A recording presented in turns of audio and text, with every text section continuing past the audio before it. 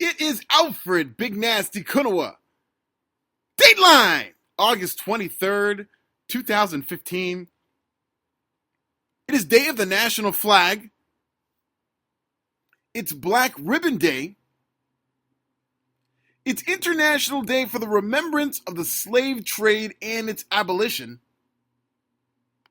So what exactly are we celebrating? Are we celebrating the slave trade or its abolition?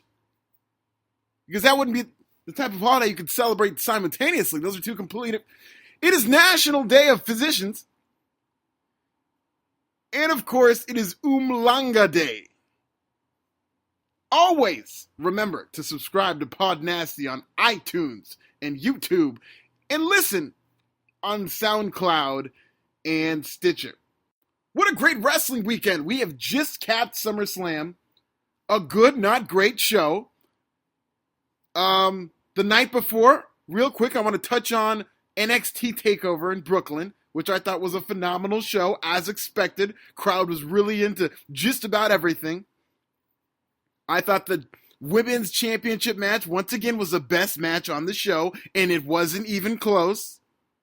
Sasha Banks and Bayley had a phenomenal, incredible match that really, if you think about it, is one of the best matches we've seen all year, because they just keep raising the bar. They had stunts, they had drama, they had a story of Bayley not only being the underdog, but battling through a hand injury. They had everything. It was a great match. Apollo Crews' debut was, I know he's got a lot more where that came from. It was a quick match. It was fun. He was impressive in the little that he did. But, I'm just kind of sitting back and waiting to see what else he's got for us, because I know he's got a lot more. I was disappointed with the finish. I know he's got the combination that he likes to do where he does a backflip and a shooting star, but he settled for the backflip against Ty Dillinger. And I understand you don't want to give it all away on the first time out. You want to kind of build up to a crescendo. So I'm looking forward to seeing more from Apollo Crews. Funny thing about the main event is that Kevin Owens, I think, in this weekend had a real big opportunity to just be a breakout star of the weekend. Going into a ladder match against Finn Balor that could have been memorable, which I don't think it was. He had a match against Cesaro, which, you look on paper, should have stolen the show. I don't think it did. Kevin Owens went from being a potential breakout star of the weekend to just being another guy, like the forgotten man, really, of the weekend. Didn't have the best match at NXT Takeover. Got the time, but was outshone by the NXT Women's Championship match, Bayley and Sasha Banks. Didn't even come close to having the best match at SummerSlam, which I thought was a disappointment. Feel like he was slotted in an unfortunate role where crowd was a little down. They had just seen this incredible heel turn by Jon Stewart, and they were just not really into Kevin Owens and Cesaro the way I thought they would be in Brooklyn, but we'll get to that. But all in all, I thought the Brooklyn NXT TakeOver show was very good. Maybe a little better than SummerSlam. I mean, we always have that conversation, and I don't think it's fair, is that when you compare an NXT show and the energy of that show to, your WWE pay-per-view, it's easier, especially in this hipster age, for people to say that NXT was better. But what scale are we judging it on? NXT is more focused on wrestling. WWE has a lot of politics behind it, a lot of, shady finishes have to happen to protect certain brands and to protect certain statures. But NXT doesn't have to worry about that, so they are at an advantage. They're at a huge advantage where they don't have to worry about getting as many people on the show as possible. They don't have to worry about politics. They just have to go out there and wrestle. So I don't like comparing the two shows. I thought both were very good. That's what I thought. But much like TakeOver, WWE SummerSlam emanated from the Barclays Center in Brooklyn, New York. We will run down this card from top to bottom. And after the SummerSlam rundown, in hopefully 30 minutes or less, but maybe a couple of minutes more, I will have an exclusive interview from one Virgil, former manager of Ted DiBiase. It is an interview you will not believe. It is not an audio interview. I was not able to get Virgil in person because, believe it or not, he has a lot going on these days. He is in high demand after the Majin Boys, great management team that manages the Iron Sheik as well. They pretty much reinvigorated him through Twitter. I highly recommend following Virgil at The Real Virgil on Twitter. It is a hilarious account. And the NSFW interview will be read by me. It is an actual interview. There are actual answers from Virgil that were provided to me by his management team, and I will read them on this podcast. You will not believe, or maybe you will if you follow him on Twitter, but they are incredible answers to what I thought were very informed. But without further ado, SummerSlam started with Sheamus and Randy Orton.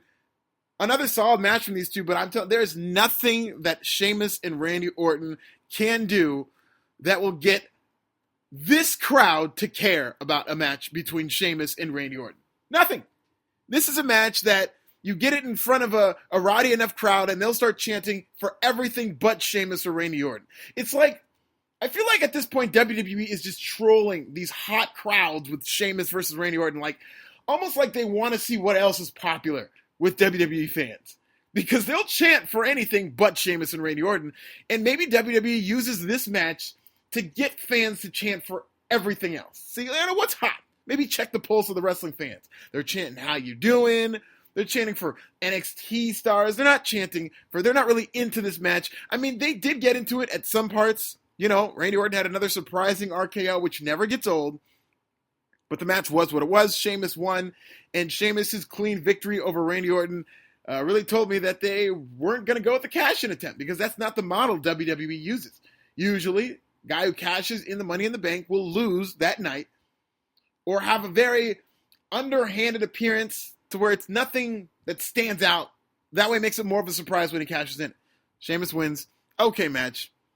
I wasn't blown away. What I was blown away by was the following match, The New Day against Kalisto and Sin Cara, Lucha Dragons, against Los Matadores, against the Primetime Players.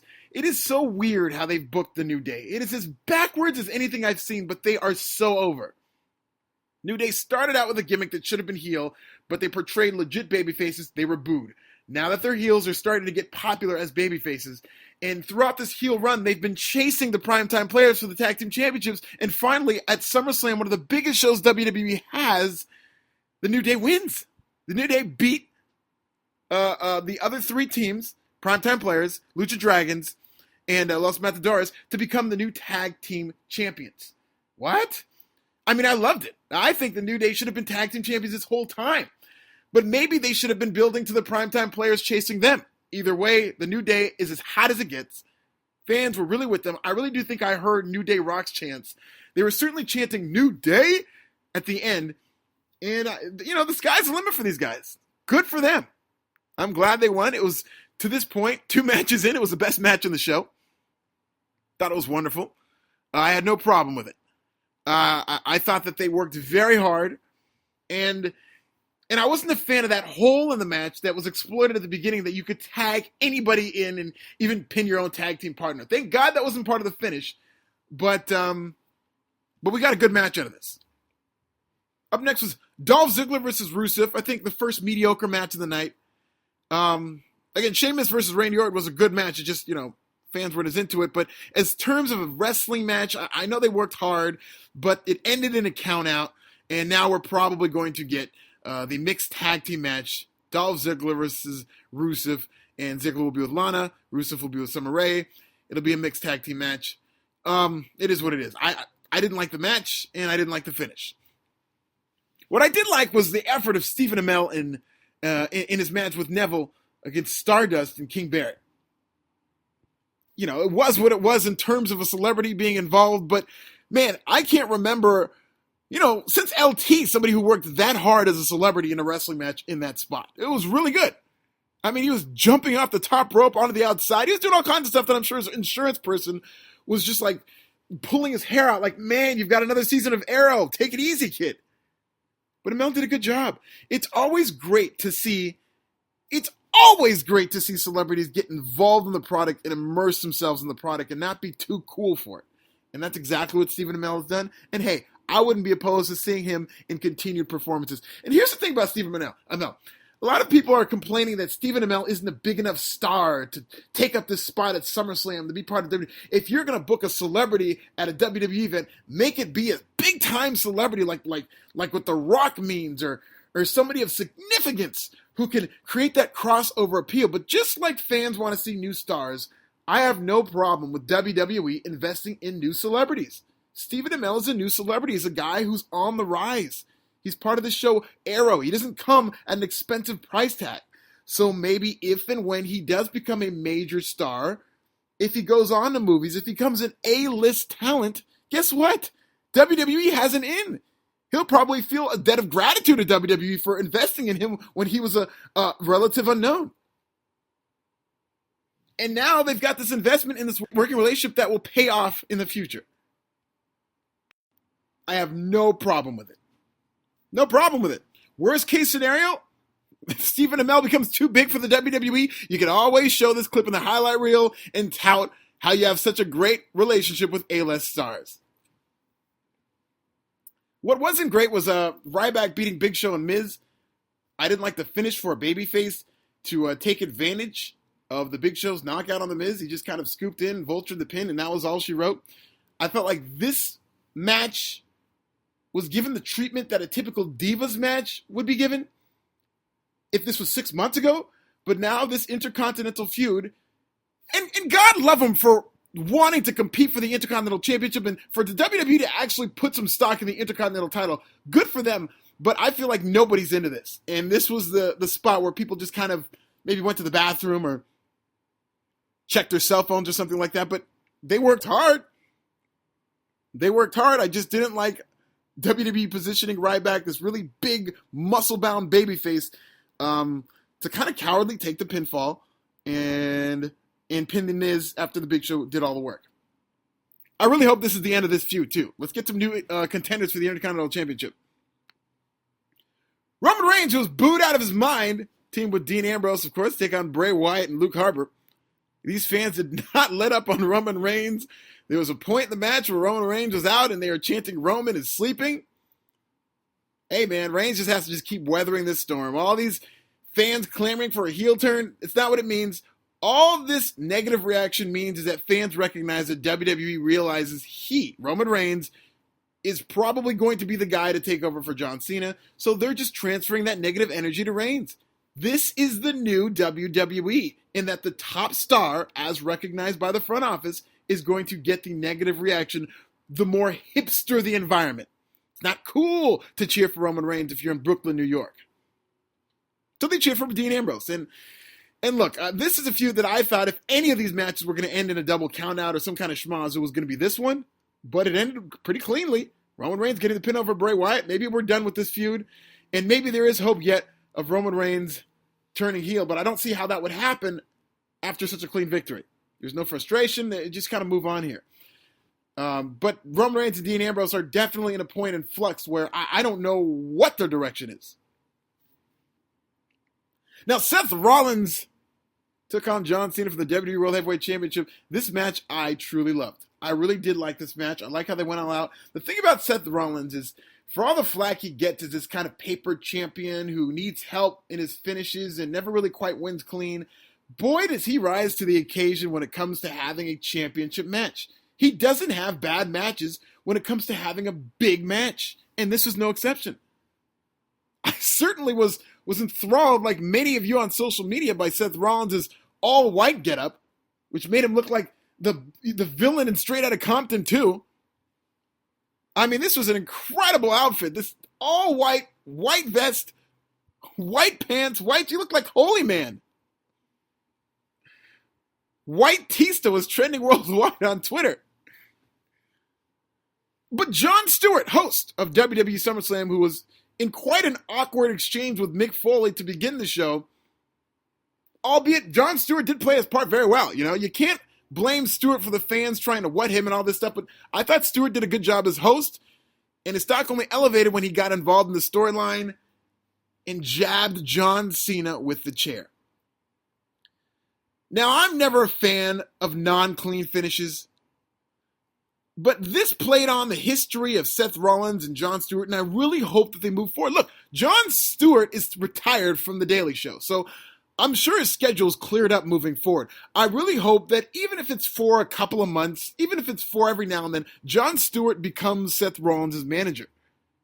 I hope they follow up on this tomorrow at Raw. It'll be amazing. Jon Stewart knows the product. He loves wrestling. And for him to be a manager, a mouthpiece, not that Seth Rollins needs one, but for him to be alongside Seth Rollins only raises Rollins' stock.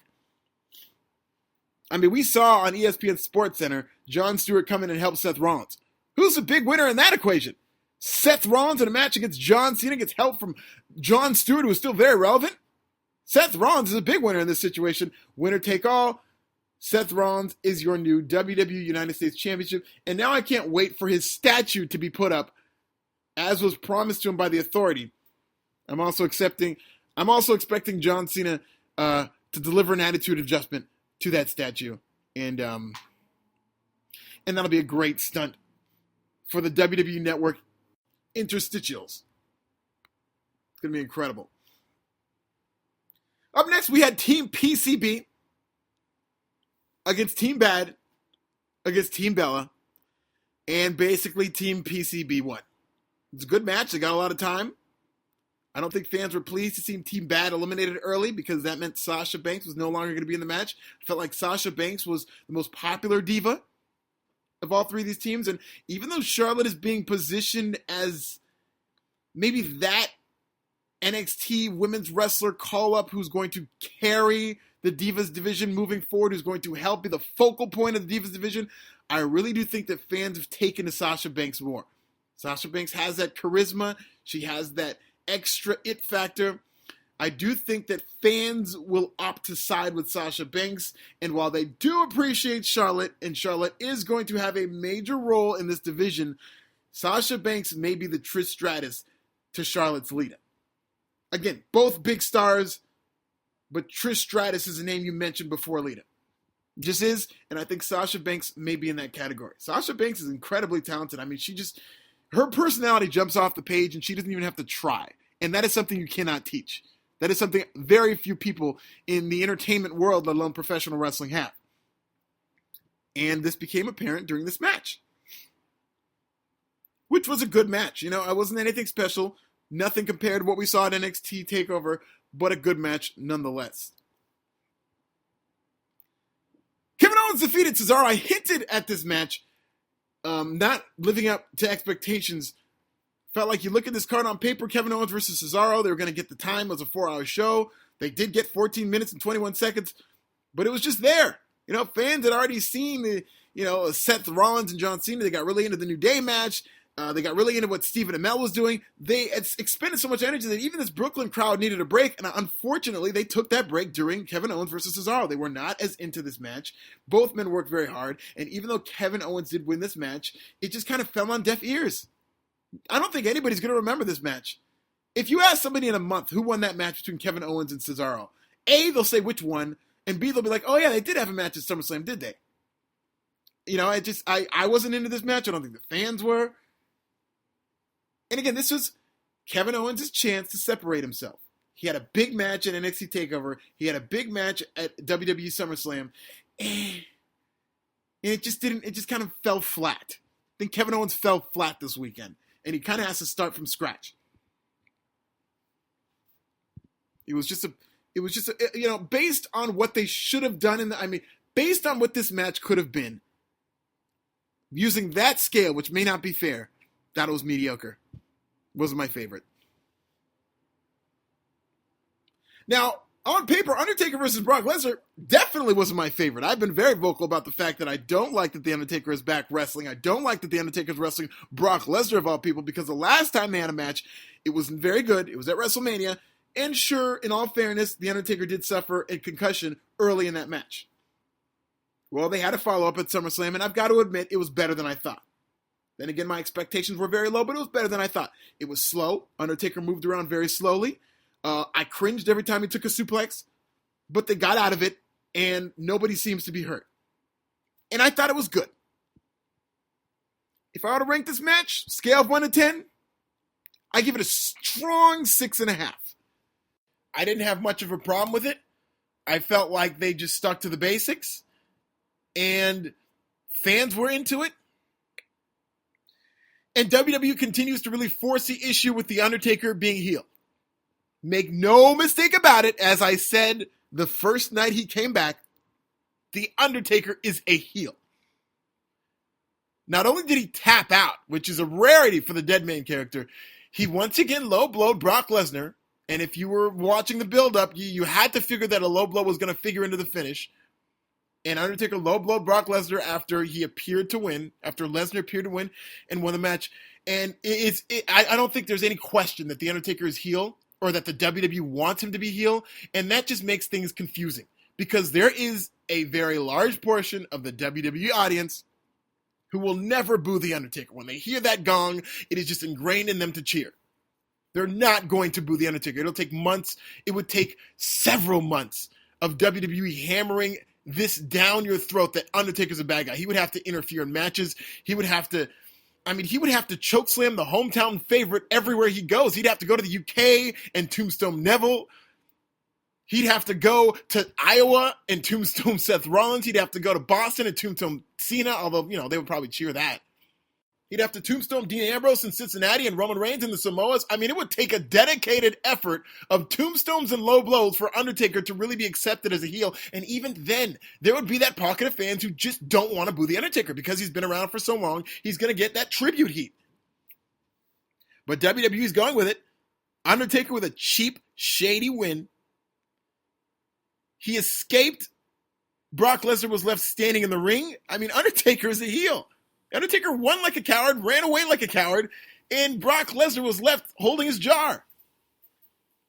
So now we're going to build up to a match at WrestleMania 32, where the storyline is probably going to be Brock Lesnar avenging a cheap loss, but it'll probably be the Undertaker's last match at WrestleMania. Fans don't want to see Undertaker lose at WrestleMania, let alone lose in his last match.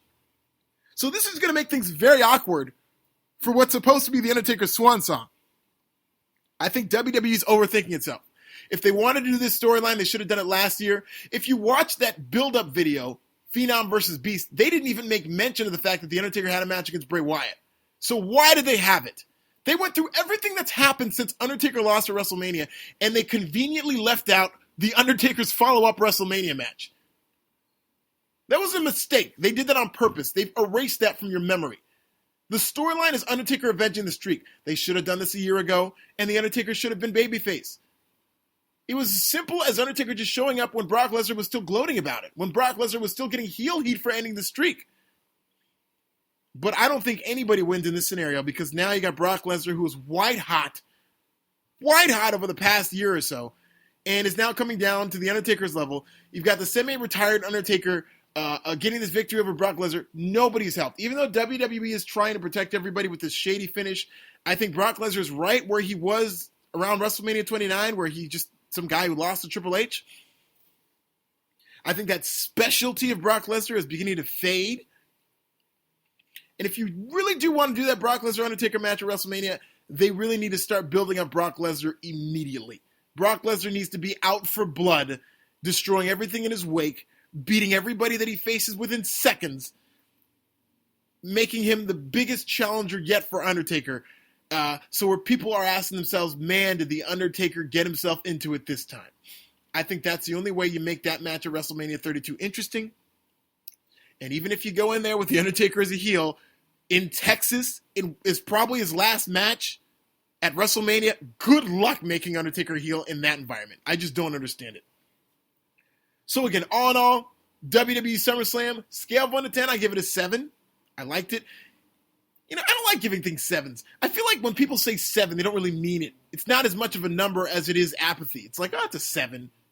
7 doesn't mean anything. If you say like a 6, that means if you say 8. So maybe I shouldn't give it a 7. Maybe I should give it like a 7.5. That at least shows some thought. I thought it was on the right side of being a 7. Listen, if this is a pay-per-view, you can make it 4 hours, they've done all this build-up, you got a partnership with ESPN, why did WWE not go out when it comes to the set design? Even with the NXT pay-per-view, they had somewhat of a schwanky set design. It was pretty cool. It got the lights going on. But with WWE and SummerSlam, which is your second biggest pay-per-view, but there's the WrestleMania of the summer, they didn't make a single effort to redesign the set. Here in Brooklyn, you didn't have the Brooklyn Bridge. You didn't have anything. It was the Raw set with SummerSlam lights. I really don't like, over the years, how WWE has abandoned changing its sets for pay-per-views to really make them seem special. Maybe it's part of the cost-cutting measures, but I remember a time where even Judgment Day, and Armageddon, all these different pay-per-views all had their own unique set designs. They need to bring that back, and if not for every pay-per-view, at least just for SummerSlam. I mean, SummerSlam. It didn't feel like SummerSlam just looking at that set design, but it was a good enough show to make up for it. So I'll give them that. What I'm also going to give you is an interview I did with Virgil. Now, as I mentioned at the top of the show, I did not get the opportunity to speak to Virgil in person. I sent his team the questions, and the Majin Boys, who I would like to thank, sent me the answers.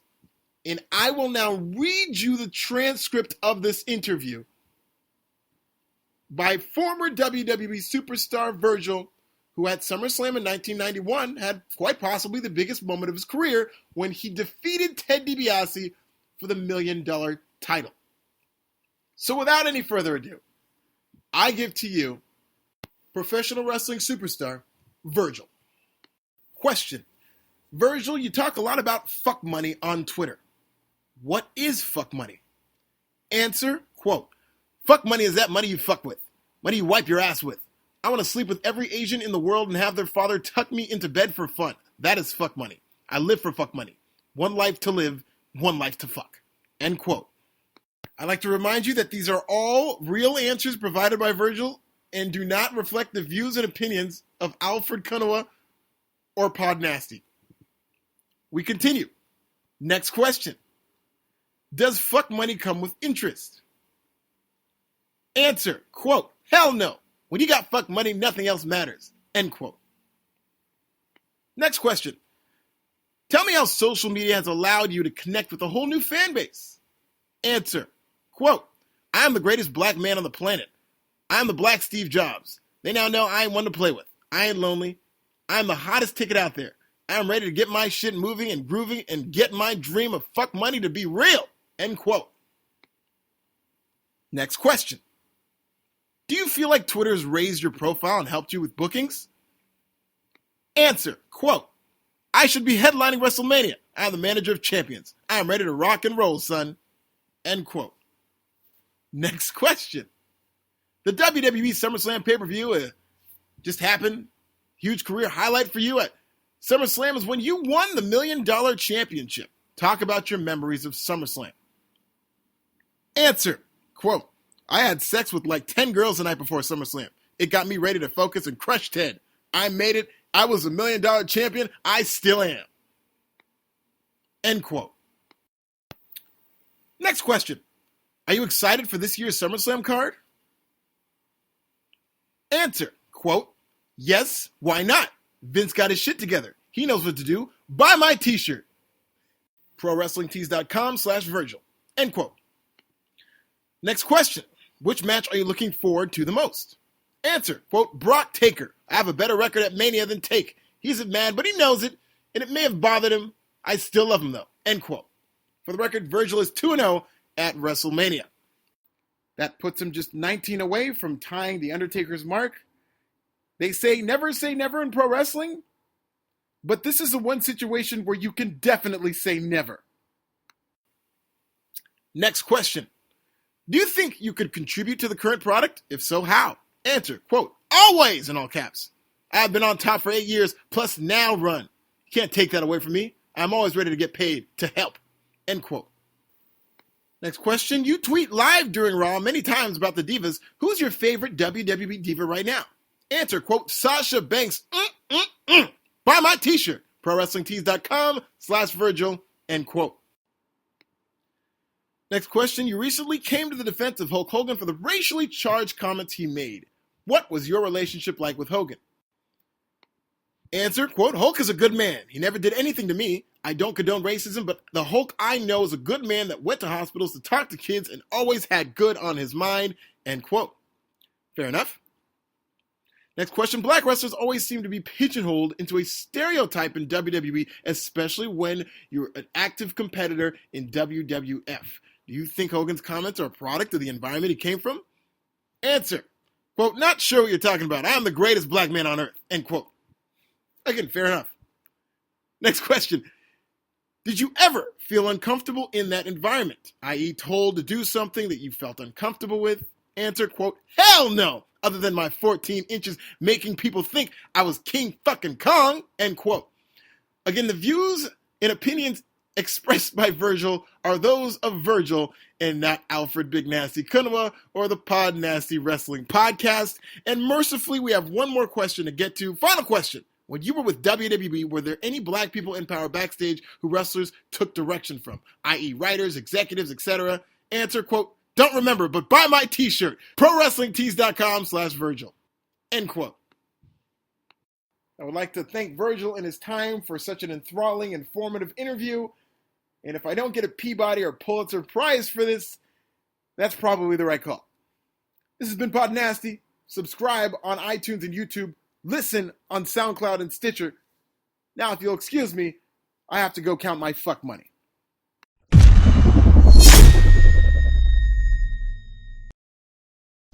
If you're going to be a bigot, why not do so in a company with no black board members, no black corporate executives, never had a black WWE champion, no black writers, and even outside of the WWE, no black journalists or columnists who regularly cover professional wrestling with the exception of me? Like, if I quit and left for the Nation of Islam tomorrow, pro wrestling would look a lot like Duck Dynasty.